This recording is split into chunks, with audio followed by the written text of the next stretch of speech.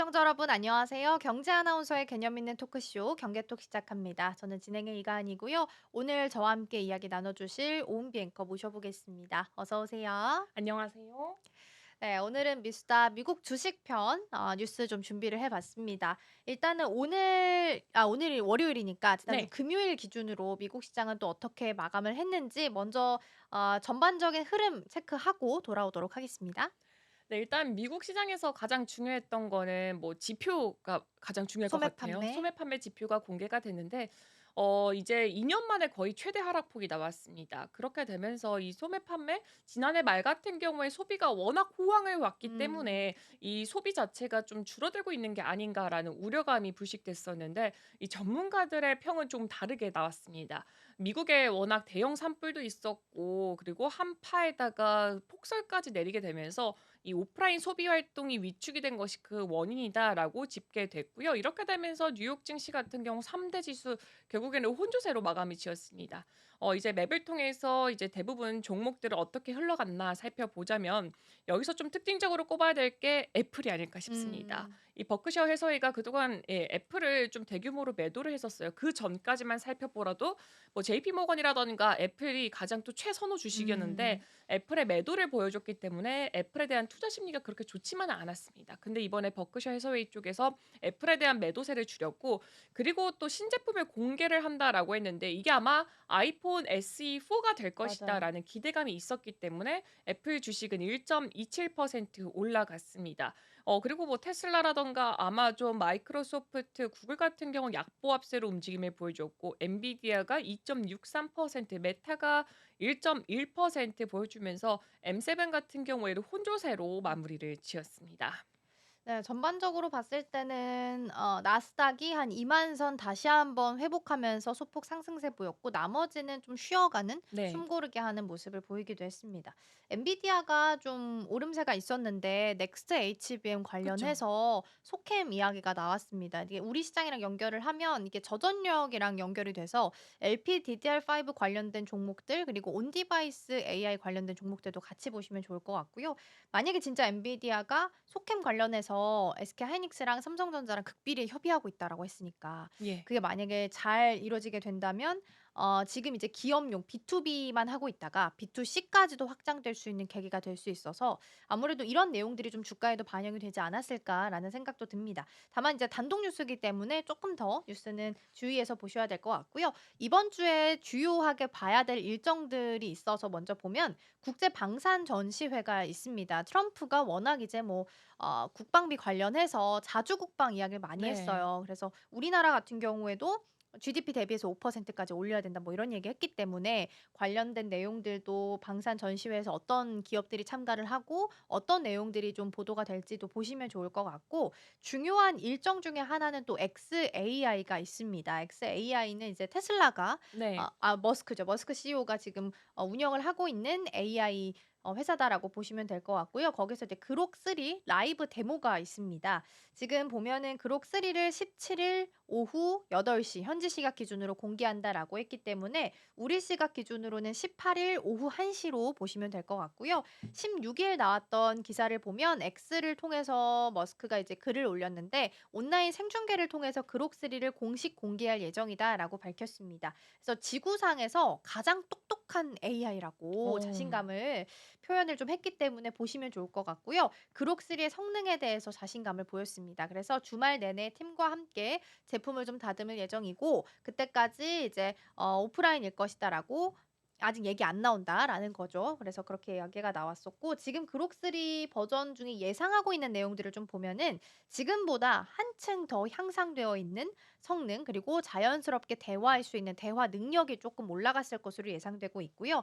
우리가 이제 그냥 대화 속에 뭐 유머나 풍자 같은 내용들이 좀 들어가게 되잖아요. 그런 것도 좀 활용해서 답변할 줄 아는 그록3가 될 수 있을 것으로 보이고 기존의 AI가 물어봤을 때 좀 회피했었던 민감했던 질문들에 대해서도 응답할 수 있도록 선 넘는 모드 이런 게 있대요. 음. 그래서 그런 선 넘는 모드도 좀 같이 기능이 추가될 것으로 예상이 좀 되고 있습니다.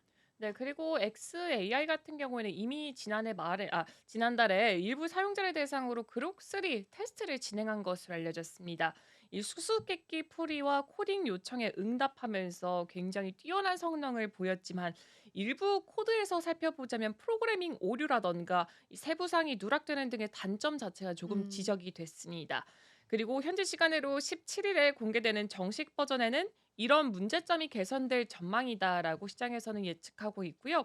또 일론 머스크는 그록 3를 출시하는 과정에서 중국의 딥시크를 의식해서 개발 속도를 높인 것으로 음. 분석된다라고 덧붙이기도 했습니다.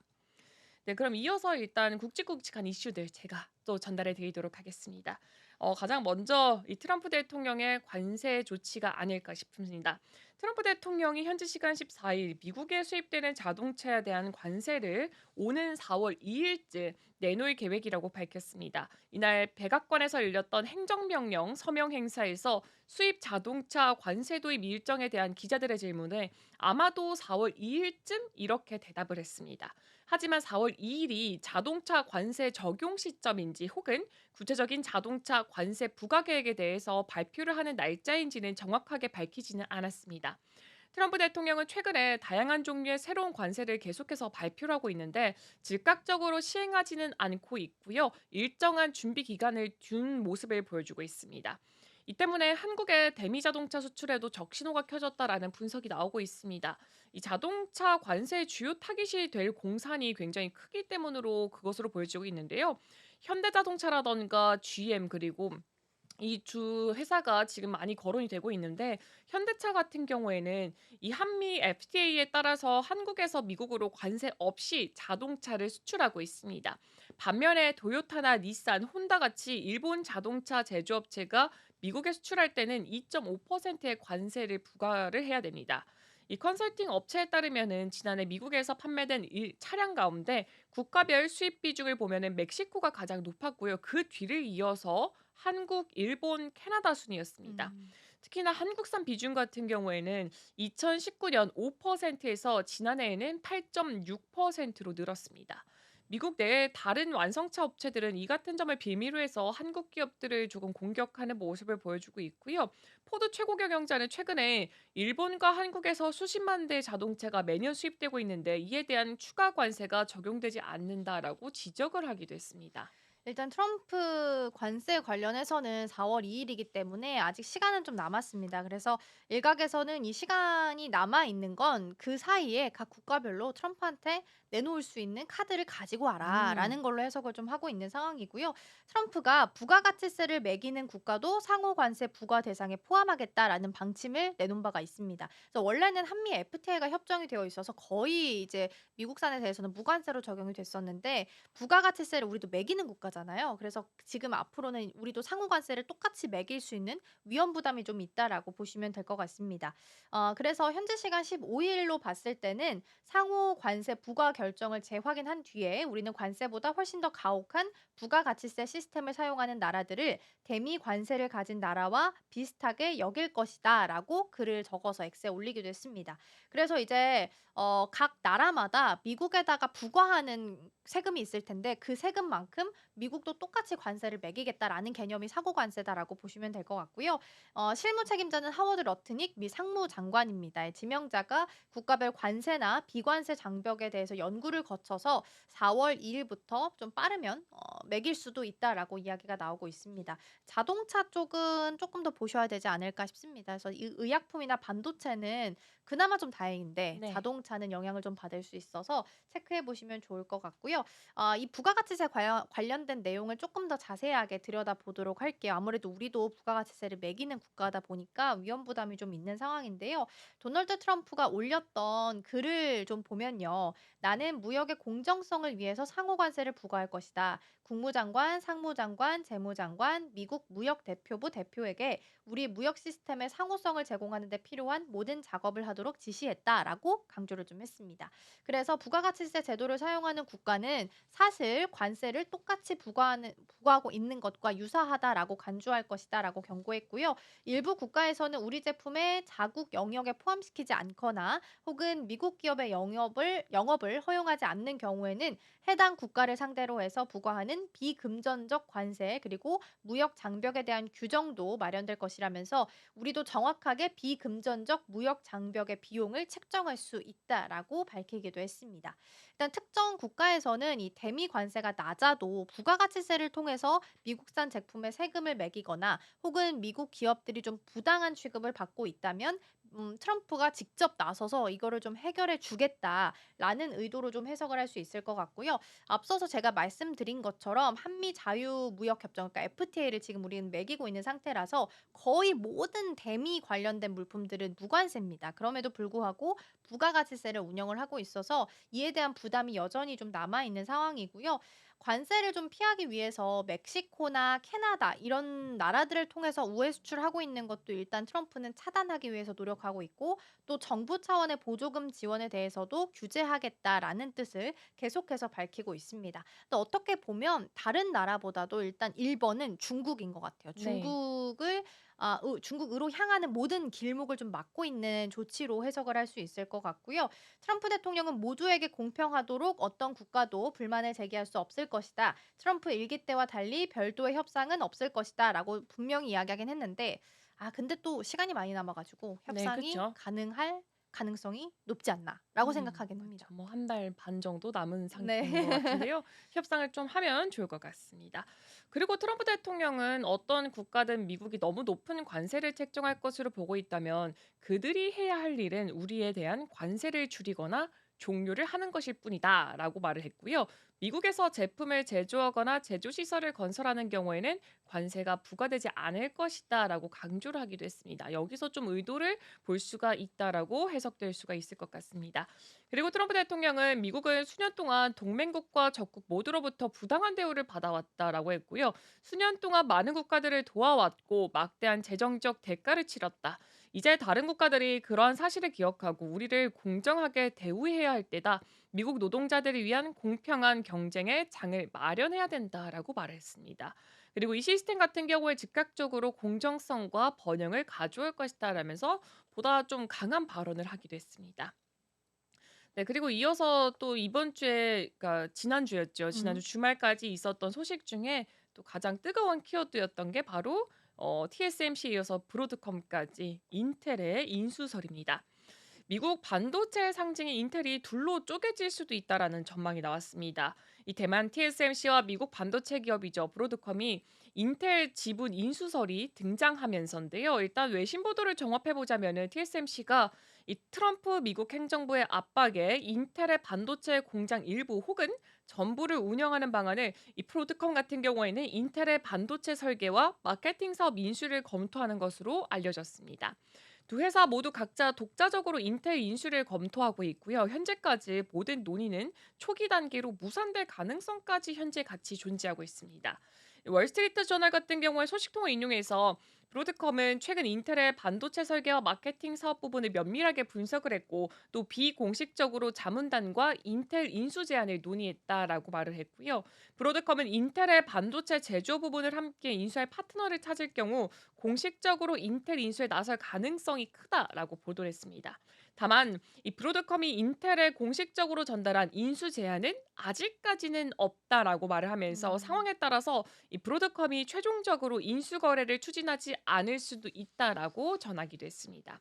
이 브로드컴의 인텔 인수 검토설은 TSMC가 트럼프 행정부의 요청에 따라서 인텔의 반도체 공장 지분을 인수해서 운영하는 방안을 검토하고 있다는 보도가 나왔던 지 딱 하루 만에 전해져서 더 주목을 받았습니다. 블룸버그는 그 전날에 소식통을 인용해서 트럼프 행정부 관계자들이 최근에 TSMC를 만나서 이 TSMC와 인텔 간 거래 방안을 제시를 했고요. TSMC가 이에 수용적이었다라고 보도를 했습니다.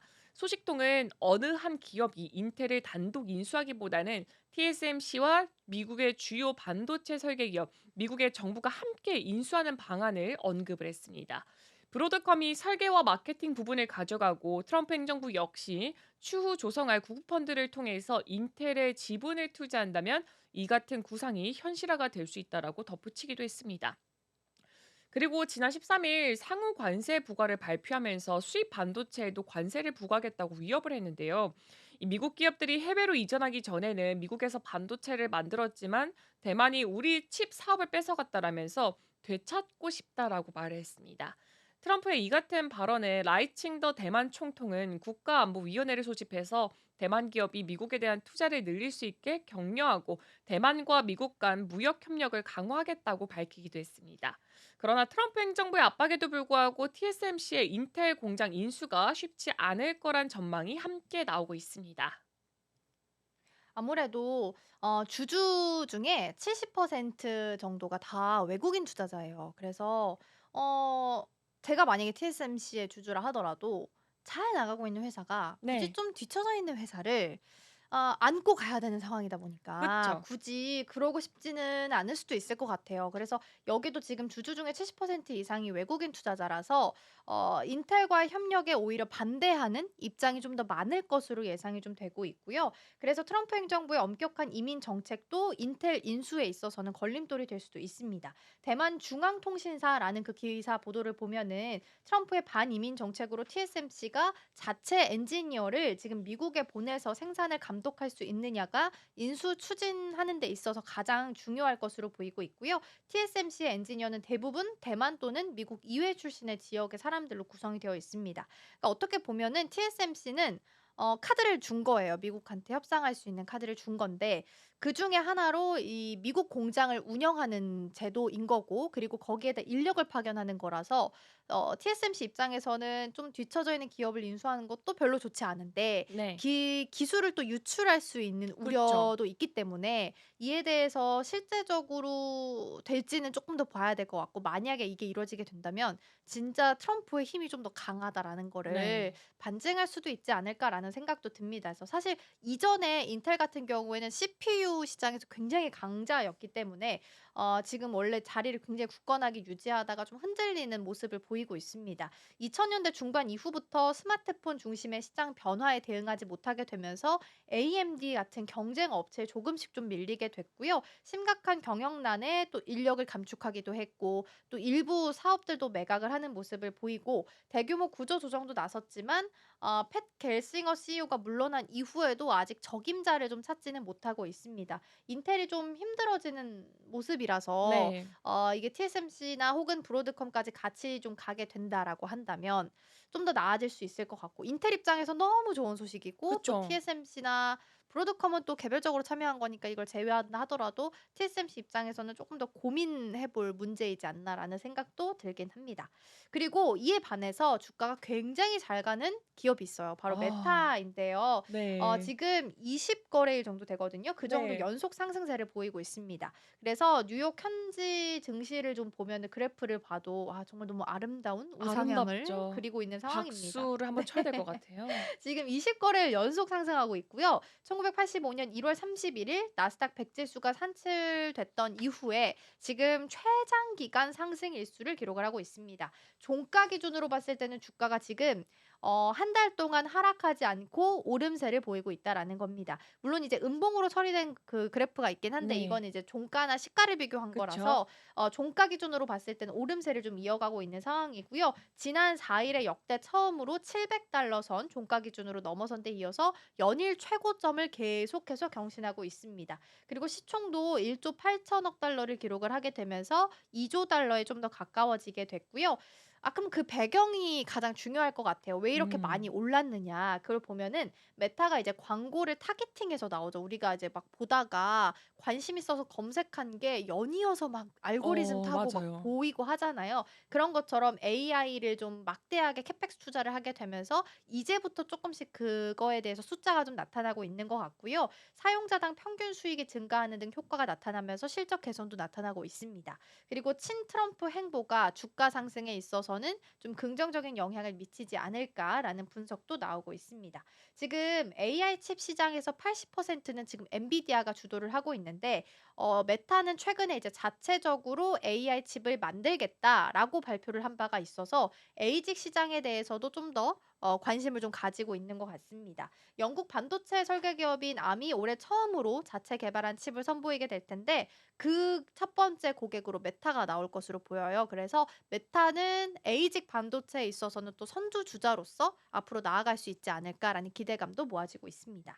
네, 그리고 이 블룸버그의 인텔리전스의 맨딥싱 분석가 같은 경우에는 메타가 앱 전체에 AI를 적용을 해서 매우 성공적인 결과를 내고 있다라고 긍정적인 평가를 내렸고요.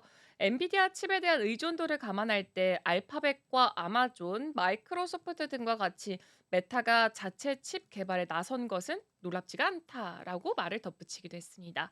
근데 이렇게 메타는 잘 가고 있는데 메타보다 원래 훨씬 더 잘 가고 있던 기업이 있었죠. 음. 바로 테슬라 같은 경우에는 맞아요. 오히려 지금 주춤하고 음. 있습니다. 제가 그 이슈에 대해서 한번 준비를 해 봤습니다. 일론 머스크의 테슬라 같은 경우에는 이 테슬라 CEO에 반대하는 테슬라 보이콧 시위가 미국과 유럽에서 최근에 이렇게 크게 확산을 하고 있습니다. 2024년 대선을 통해서 트럼프 대통령의 최측근으로 부상했던 게 머스크인데 이 백악관에서 막강한 영향력을 행사하면서 이 테슬라가 정치적 분노의 표적이 되고 있다라고 외신은 짚었습니다. 이 파이낸셜 타임즈라던가 BBC의 보도에 따르면은 미국 전역의 테슬라 매장 밖에 이 트럼프 2기 행정부에서 도지 공동수장으로 연방정부 예산 절감에 앞장서는 이 머스크 CEO에 반대하는 시위가 벌어졌다라는 소식을 전했습니다. 이게 지금 시위의 한 장면인데요. 지금 음. 사진으로 준비를 했습니다. 이 파이낸셜 타임즈에 따르면은 테슬라 보이콧 시위는 연방 공무원을 향한 트럼프 2기 행정부의 칼바람이 시작되자 이 테슬라의 소유주들이 "나는 일론이 미치기 전에 이 차를 샀다."라는 스티커를 차량에서 부착하는 것에서 시작이 됐고요. 미국 또는 해외 테슬라 매장이나 공장에 대한 방화 시도 등으로 또 확산이 어. 되기도 했습니다. 주최 측에 따르면 시위대는 SNS 블루스카이에서 해시태그 테슬라 테이크다운 그리고 해시태그 테슬라 테이크오버를 통해서 모집이 됐고 음. 이날에만 37건의 시위가 열렸습니다. 블루스카이는 2024년 미국 대선 전후로 사용자가 급증하면서 이 머스크 CEO의 SNS 플랫폼 X의 또 새로운 경쟁자로 떠오르기도 했습니다. 그리고 시위대는 미 전역의 테슬라 매장 밖에서 "머스크를 추방하라. 도지 반대. 테슬라 보이콧." 지금 보이콧 테슬라라고 지금 사진에는 적혀 있습니다. "테슬라가 살아남으면 당신의 나라가 죽는다." 등의 플랜카드를 걸고 머스크를 향한 비판의 목소리를 또 크게 냈었고요. 그리고 머스크가 "우리 정부를 조각조각 분해해서 우리 민주주의의 운명을 결정해서는 안 된다."라고 하면서 머스크 CEO가 주도하는 도지의 연방정부 예산 삭감 조치를 강하게 비판을 했습니다. 또 머스크 CEO가 앞서서 독일 극우파를 지지하고 영국의 중도 좌파 정부인 키어 스타머 총리의 퇴출을 촉구한 것에도 함께 또 불만을 드러내기도 했습니다. 메타가 오히려 트럼프 정부랑 막 친해지다 보니까 반대로 네. 이제 머스크 CEO가 조금은 뒤로 한 발 물러선 그런 분위기가 좀 맞아요. 보이지 않나라는 생각이 듭니다. 지금 저렇게 시위가 진행이 되고 있다 보니까 일부 조금 더 격하신 분들은 가지고 있던 차량을 팔기도 했대요. 그래서 어머나. 머스크 반대 시위를 차를 팔면서 동참을 하고 있는 상황이라고 하고요.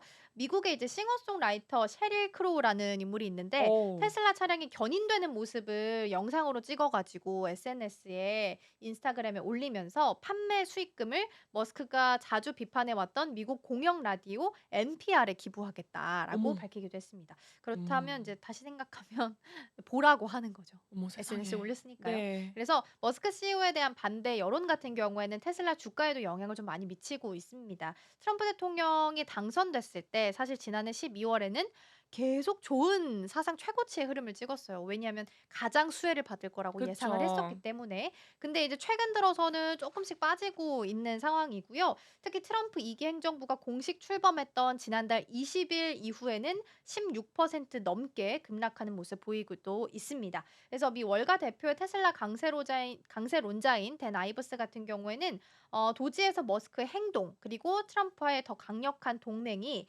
일부 소비자들을 테슬라 브랜드에서 더 멀어지게 할 수 있다라면서 머스크 CEO의 정치적인 영향력이 커질수록 테슬라에게는 악재가 될 수 있다라고 경고하기도 했습니다.